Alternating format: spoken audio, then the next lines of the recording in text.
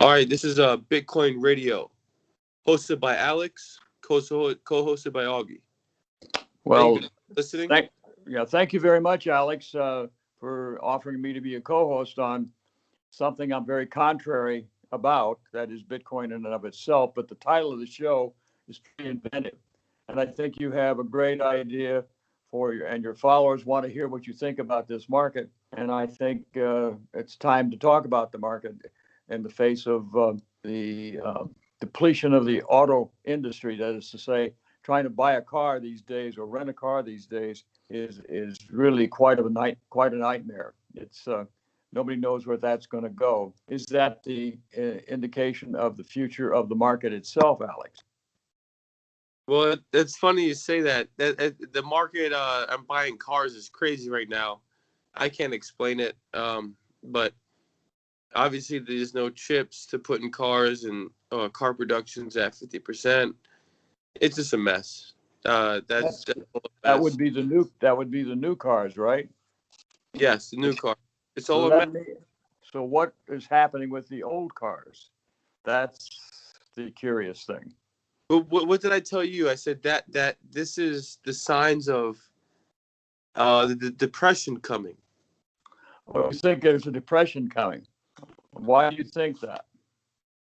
We can't have all-time highs in every single market and not expect a crash to come.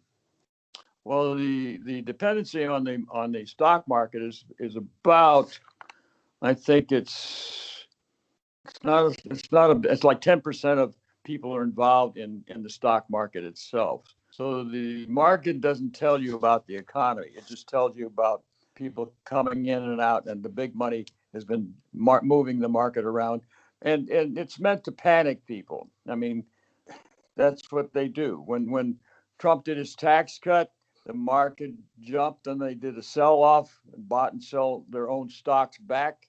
Most of the corporations did nothing to improve product and more jobs or anything else. They just bought and sold their stocks. That's what they're going to keep on doing if they can. Unfortunately, with the new tax laws that are going to be enforced, they figure right now that they're going to pick up an offshore taxes owed something like $70 trillion they can go after. Well, let me jump in. Let me say this. I have a very optimistic look on the economy. I'm in the Wall Street Journal right now. So most companies right now are paying $15 or more. They're bragging about it. $15 or more what? No more. Wall Street Journal says Amazon, others woo scarce LA workers. Large U.S. employers of low-wage workers are raising pay and adding perks, with Amazon set to add 75,000 employees, offering signing bonuses, and McDonald's boosting wages at company-owned restaurants. I mean, it's getting crazy. I mean, this $15 thing is getting crazy. Well, the only thing to say about that, Alex, if they really do that. No, it's done. Well, no, it's going to happen. No, it's happening. It's not if, it's happening, Augie. Well, whether it's happening or not, I'm going to say it a different way. If they're doing that, as you say they are, they're also going to automate as fast as they can. They're going to, as much as they're going to increase whatever, they're going to automate to get rid of overhead. And the corporations generally regard employment of people as overhead. And people who want to produce products for the general public for use regard employment as necessary to produce a good product. The corporations who can automate, mainly the restaurant business can automate, the fast foods can automate. They're all interested in automating, which means eliminating jobs. So I don't see that as good for jobs. And the infrastructure that the Biden government is going to push is going to do that. There's a bridge right now at I-40 is cracked going across the Mississippi River, undrivable. It's a major bridge and a major artery. It's going to force trucks all miles and miles away from getting across that river. It's a terrible situation, but it's going to force the infrastructure bill that Biden's pushing to be done and gone after. They're in a terrible spot. That link at I-40, that whole Mississippi area has I-80, has let me think what else. They got several, what's the other one? But two or three interstate highway crossings on the Mississippi hold the country together with trucking. And because we depend on trucking instead of rail, when we do, we're in a real spot now. So this whole thing is a joke of jokes. We haven't done infrastructure since Reagan left office. I mean, he did nothing. He was the beginning of the end of serious infrastructure. All he saw was making profits for corporations and screw the country. This is Augi talking, folks. And all I'm telling you is the infrastructure is the only way to put jobs that are real physical working jobs in large numbers on the table for people. So I don't see Amazon hiring more people.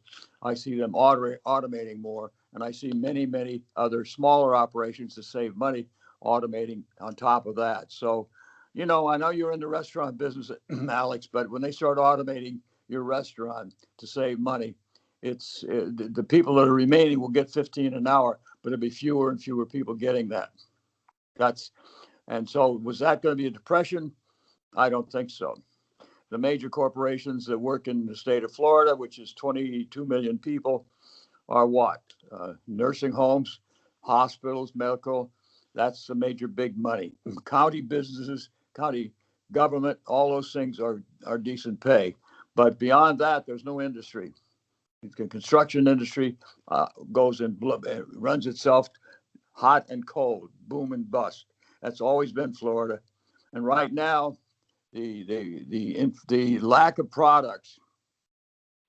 And if you go to Home Depot to buy wood or of any kind, whether it's sheet wood, 2x4s, you name it, it's in short supply.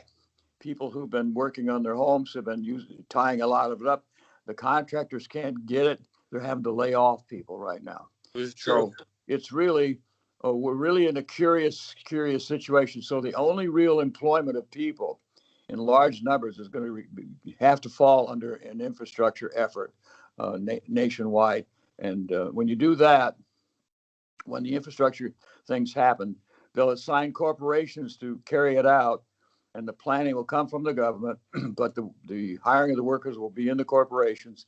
They're going to have to hire people, hold them, and wait for projects to begin, and send them to the different place, all anywhere in the country. It's going to have to be a federal effort. You can't rely on the states to do anything. You couldn't handle the virus at the state level. It had to be federal governments telling the states, if you don't do it, we're going to go around you. And that's what's going to happen in this situation. That bridge, I don't know if you remember, about a few years back, I-35, which goes from Kansas City to, I think, Minneapolis, collapsed. A big bridge collapsed, dumping about 25 cars and trucks into one of the major rivers, drowning people and everything else. So this is going to scare the hell out of people. So that's why infrastructure is going to be a bigger and bigger item. And so the problem is right now, the fight is right now at the political level is how do you pay for this? And the Republicans act like they care about paying for anything. They cut the taxes, which means they can't pay for stuff. So they're really not believable. And the Democrats are going to say, we're going to spend what we have to spend. And it's going to be that argument.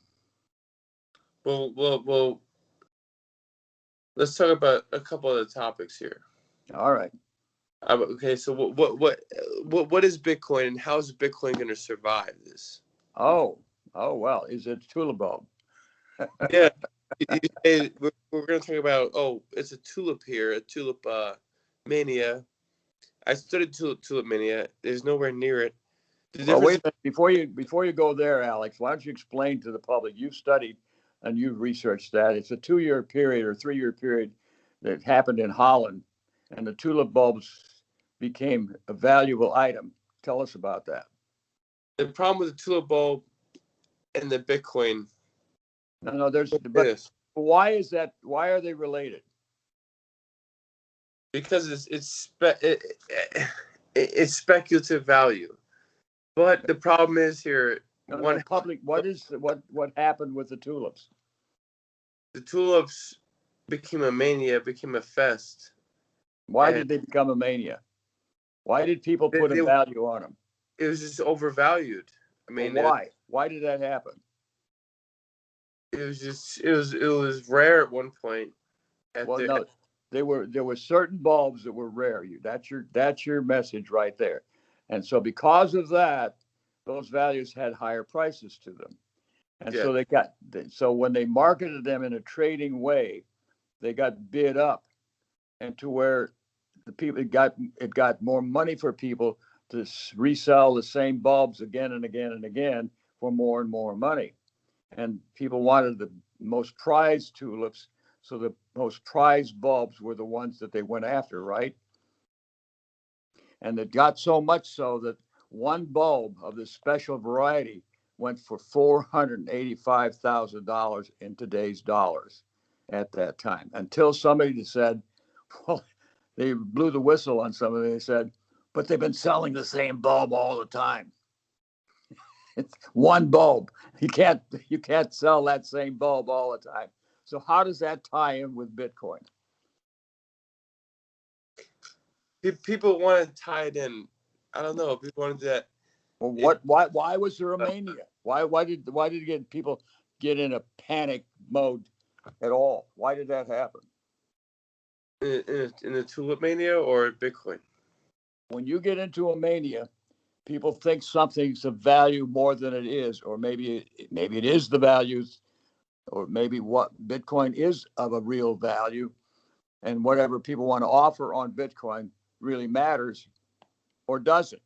And so when the question comes, if it doesn't really matter, what's going to happen to that value? The thing, the point is, so Bitcoin and the tulip mania is totally separate. Bitcoin has value. Tulip mania possibly doesn't. No, the mania about Bitcoin is a mania. The mania around tulips were a mania. They were mania. They're both manias. The difference is, in my opinion, is Bitcoin is built around blockchain, right? What is that? Explain this to the ignorant people out there. What is the value of blockchain? The blockchain. I mean, it's all sorts of things, but the greatest value of blockchain is the store of value. Blockchain is a technology, a digital technology that allows you to move monies through the Bitcoin exchanges over out of the country if you want. You can bypass customs, everything else, and all kinds of money can get from move to place to place. That's my understanding. Is that right? Yes. We're gonna end this show right here. We're gonna thank everybody for watching. We're gonna end the show right here. We're gonna come right back, and we'll be right back.